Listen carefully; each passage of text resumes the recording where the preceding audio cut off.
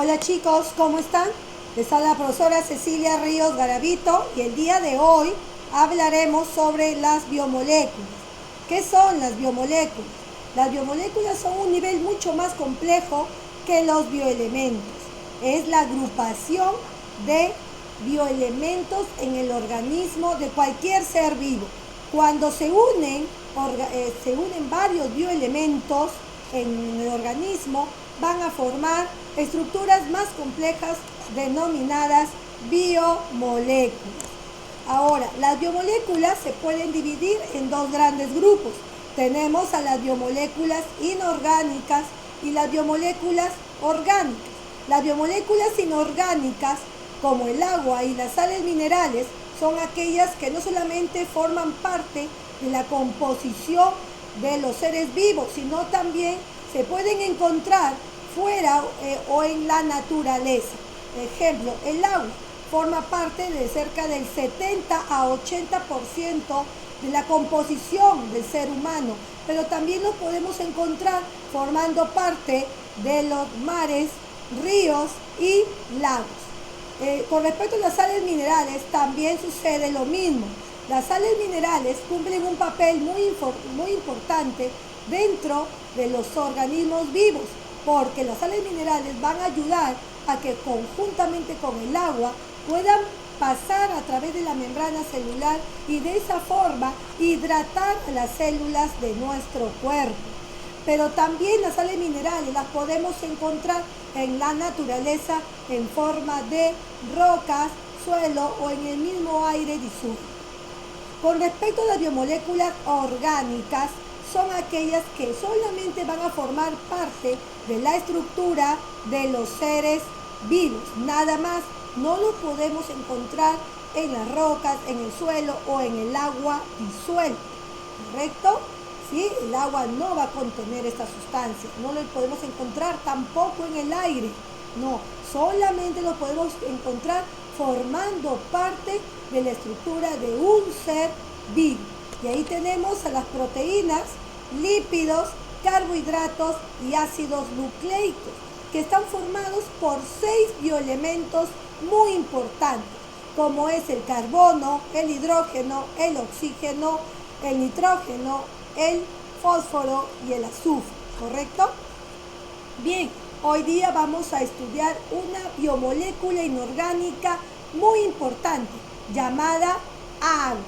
Así que hoy día vamos a hablar sobre el agua. ¿Qué es el agua? El agua es un bioelemento, el agua es una biomolécula que justamente va a formar parte de la composición de todos los seres vivos que se encuentran sobre la Tierra. El agua tiene una estructura que le va a permitir formar dos polos, la famosa dipolaridad. La dipolaridad es cuando una molécula tiene la capacidad de formar dos polos, un polo con carga positiva y un polo con carga negativa. ¿Es importante esto? Sí, porque es justamente eso lo que permite la gran capacidad de que el agua pueda disolver la gran mayoría de sustancias que existen, ¿sí? Si el agua puede disolver tantas cosas, es gracias a su dipolaridad. Pero, ¿a qué se debe que el agua sea dipolar? Muy bien, el agua está formada por átomos de hidrógeno y de oxígeno. Y ustedes pueden observar en la diapositiva que los átomos de hidrógeno y de oxígeno se encuentran separados por un ángulo de 104.5 grados. Esa asimetría entre los átomos de hidrógeno y los de oxígeno y los mismos átomos de hidrógeno que también se encuentran separados en forma asimétrica, eso permite justamente que la molécula de agua presente dos polos. Ustedes ahí pueden observar que hay un polo positivo en la parte superior y un polo negativo en la parte inferior. Eso hace que la parte superior sea un polo positivo y que la parte inferior sea un polo negativo. Cuando se une una molécula de agua con otra molécula de agua, se van a unir mediante un enlace llamado puente de hidrógeno, como se observa en la diapositiva. Ese enlace puente de hidrógeno es un enlace que permite que ambas moléculas de agua y que muchísimas moléculas de agua se puedan unir, ¿sí? Se puedan unir y estar en la composición de todos los seres vivos, ¿correcto? Que quede claro esto. Pasamos ahora al estudio de cómo el agua se comporta en diferentes medios, ¿correcto? Les había hablado que las sales minerales ayudan al agua, como son como unos carritos, ¿verdad? Las sales minerales ayudan al agua a que las sustancias puedan entrar o puedan salir. En este caso, el agua puede ingresar a las células como salir de ellas, pero depende de qué, de su concentración de sales, ¿correcto? ¿Cómo así? Si ustedes observan en la parte central, donde dice medio isotónico, se refiere a que en este caso los glóbulos rojos, ¿ya? El agua ingresa normalmente al glóbulo rojo como también sale de él. Por lo tanto, el nivel de agua que hay fuera del glóbulo rojo como dentro del glóbulo rojo es el mismo. Así que como es el mismo dentro y fuera, el líquido, el agua que está dentro de la célula de este glóbulo rojo se mantiene, no sale, mientras se queda allí. Por lo tanto, la célula no sufre nada. No es lo mismo cuando el agua ya se encuentra en menor proporción o en mayor proporción, dentro o fuera del entorno. Ejemplo, en el caso del medio isotónico, aquí está, a ver, aquí está, en el medio isotónico el nivel de agua dentro y fuera es igual. Por lo tanto, si la célula sacas agua, ingresa la misma cantidad de agua y se va a mantener. Pero en el caso del medio hipertónico, ¿a qué le llamamos medio hipertónico? Que fuera de la célula, hay mucha cantidad de ¿qué? De agua, de sales minerales. Hiper es mucho, tónico son sales, así que va a haber bastantes sales minerales fuera de la célula, ¿sí? Fuera, muchas sales. A más concentración de sal, menos concentración de agua, menos. Entonces, afuera de la célula va a haber menos agua. ¿Qué va a pasar? Si fuera de la célula hay menos agua, dentro de la célula va a haber más agua. Y hay un principio llamado principio de la gradiente de concentración, que dice que siempre el agua y las sustancias pasan de un medio de mayor concentración a un medio de menor concentración. Si afuera de la célula hay menos agua, porque hay muchas sales, y dentro de la célula hay más agua, ¿qué creen que va a pasar?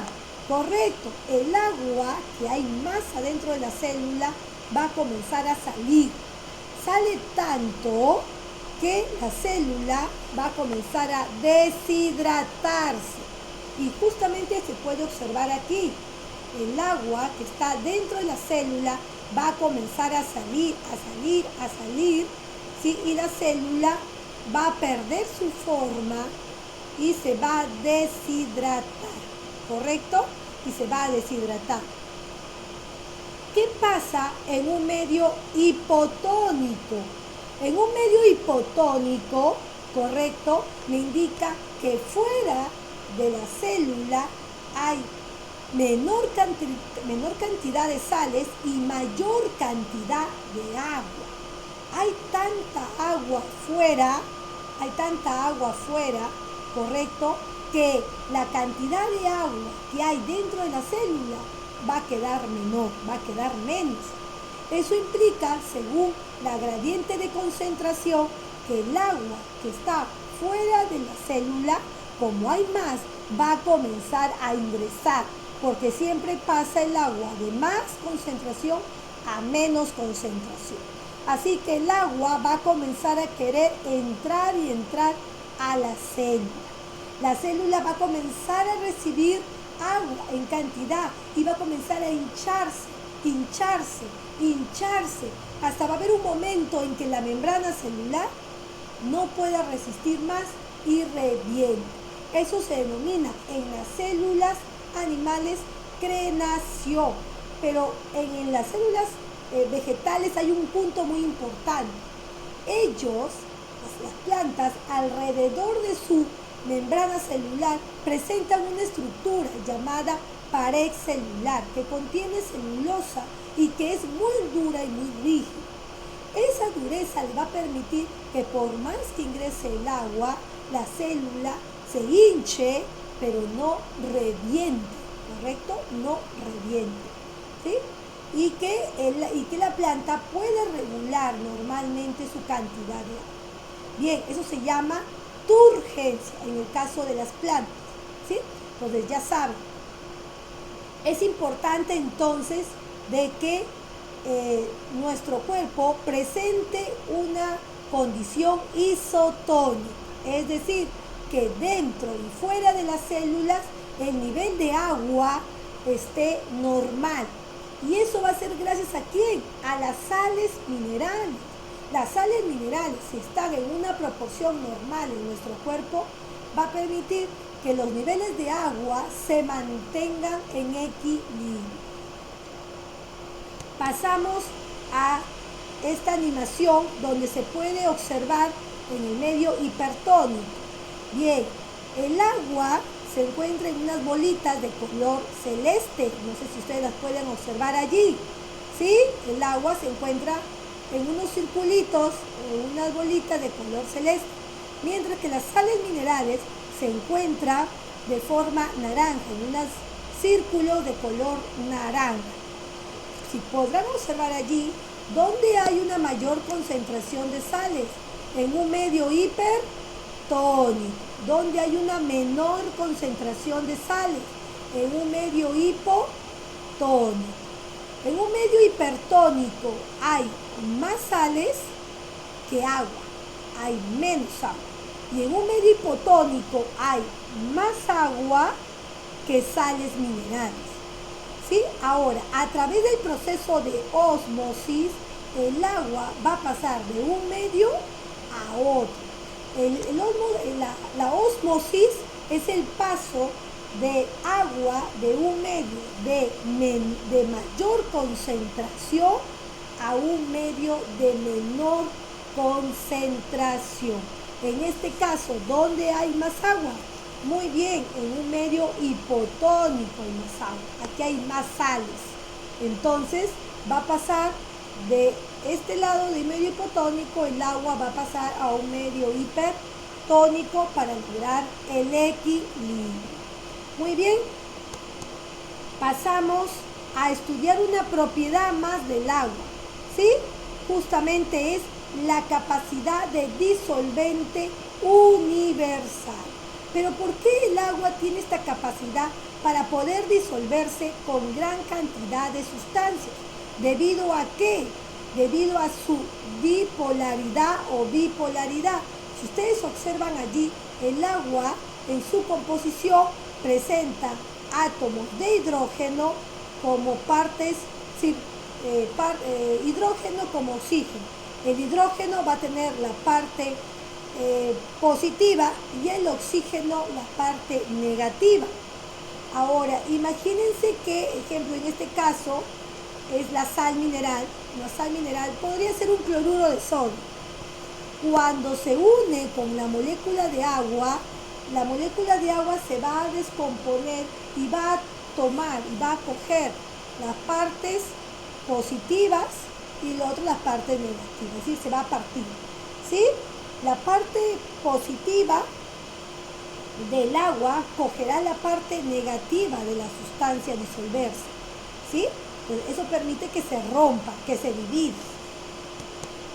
Muy bien, el agua también tiene una propiedad de poder transportar sustancias, tiene también esa función, ¿no? Y aquí se puede observar cómo el agua, ¿ya? el agua y las sales minerales salen en este caso de una vellosidad intestinal, ¿sí? Dentro de las vellosidades intestinales hay capilares sanguíneos donde transportan las sustancias nutritivas a la sangre. Entonces ingresa, miren cómo se transporta a través de vasos sanguíneos, ingresa a llevar alimentos y sustancias nutritivas a cada célula del cuerpo, y la célula, ¿qué le da? Le da CO2, ¿correcto? Miren, en este caso, el oxígeno ingresa al alveolo pulmonar que se encuentra en los pulmones, y este alveolo pulmonar lo lleva hacia las células del cuerpo. Las células del cuerpo ya recogen el oxígeno y producto de su metabolismo eliminan CO2 y lo llevan nuevamente a los pulmones para ser expulsados. Igual también las sales minerales. Las sales minerales conjuntamente con el agua salen la parte nutritiva, son llevadas a los tejidos del cuerpo y luego son llevadas a los riñones para ser excretadas al exterior, tanto agua como sales minerales. Bien, otra propiedad importante del agua es su capilaridad. ¿A qué me refiero con su capilaridad? Que cuando las moléculas de agua ya son absorbidas por unos tubos muy delgados, tienden a pegarse en las paredes de los pequeños tubos o finos tubos y poder ascender, es decir, subir. Eso lo podemos observar cuando tenemos un vaso con agua y colocamos un sorbete, ¿no? O una cañita. Cómo se observa que el agua se introduce por la cañita y sube mucho más que el nivel normal del agua, ¿no? Eso también, esa capilaridad es una propiedad que permite que el agua absorbida por las raíces de las plantas pueda subir por los tallos, ¿sí? Que no son chicos. Hay muchas plantas que sus tallos son de metros. Entonces pueden subir por el tallo de los árboles y llegar hasta las hojas para la producción de la fotosíntesis. Pasamos a otra propiedad importante del agua, como es la tensión superficial. ¿A qué se refiere? Que la interacción de las partículas en la superficie del agua hace que ésta se presente como una verdadera cama elástica, ¿no? Se dan cuenta cómo los insectos aprovechan esta tensión superficial para poder reposar por encima de la superficie del agua, porque incluso soporta el peso de cualquier insecto pequeño, ¿sí? Las moléculas que están en la parte inferior ya no están tan unidas o tan cohesionadas como las moléculas que están en la parte de la superficie. Se unen tanto que se forma como una pequeña película encima, ¿sí? Como una pequeña cama encima. Y los pequeños insectos pueden caminar sobre eso. ¿Ya? Entonces, otras propiedades del agua, tenemos su elevado calor específico. ¿Cómo así? Que se necesita mucho calor para poder elevar la temperatura del agua. Eso es muy importante, porque imagínense ustedes si el agua se calentara rápidamente, se evaporara y estuviera más en forma de vapor que en forma líquida. Imagínense cuánto calor se necesita para poder evaporar aunque sea un poco de agua de la superficie de los mares. Si el agua tuviera la capacidad de automáticamente calentarse y evaporarse, no hubieran mares, no hubieran ríos, porque todo estuviera en forma de vapor, de nubes, estuviera evaporado. Pero gracias a esta propiedad de elevado calor específico, donde dice que se necesita mucho calor para poder elevar la temperatura del agua y así poder, ¿qué cosa? Evaporarse. Lo mismo sucede con otra propiedad que tiene relación con la primera, que es el elevado calor de vaporización. Es decir, se necesita mucho calor para poder evaporar el agua, cerca de 540 calorías por gramo. En el caso de otra propiedad llamada elevado calor de fusión, es decir, que para poder derretir una sustancia, para que el agua pueda derretirse, se necesita mucho, pero mucho nivel de enfriamiento, ¿correcto? De bajar la temperatura. Pasamos ahora al estudio de las sales minerales. Los huesos son un tipo de sales minerales llamadas precipitadas, las cuales se endurecen y van a formar estructuras duras y rígidas que justamente sirven de protección, ¿no?, para los órganos de nuestro cuerpo. Bien, y aquí en el estudio de las sales minerales tenemos a sales disueltas, precipitadas o también llamadas asociadas. Las sales minerales disueltas son aquellas sales que se encuentran justamente combinadas o disueltas en forma acuosa con el agua, ¿correcto? Se encuentran en solución acuosa. Cuando yo hablo de solución acuosa, me refiero a que las sales minerales son disueltas en agua. Las sales precipitadas son aquellas sales de elevado peso molecular, pesan mucho más, y debido a ese peso es que cuando se encuentran con un líquido, caen, se precipitan y forman estructuras duras y rígidas, como los carbonatos de calcio que forman los caparazones de muchos animales, y también tenemos a los fosfatos que justamente forman la matriz inorgánica de los huesos, en este caso de la hidroxiapatita, que son justamente sustancias inorgánicas formadas por fósforo que se encuentran formando parte de los huesos. También encontramos sales minerales asociadas, como así, que se encuentran unidas o combinadas a sustancias orgánicas como carbohidratos, lípidos y proteínas. Entonces muchas veces hay sales minerales disueltas en proteínas, como cuáles, como las fosfoproteínas, que las podemos encontrar en la yema del huevo, ¿cierto?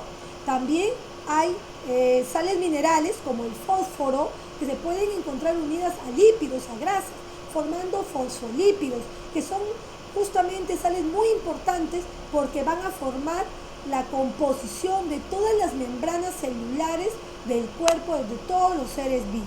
Entonces, las sales minerales asociadas son cuando muchas sales minerales como el fósforo, etcétera, se unen a carbohidratos, a lípidos o a proteínas.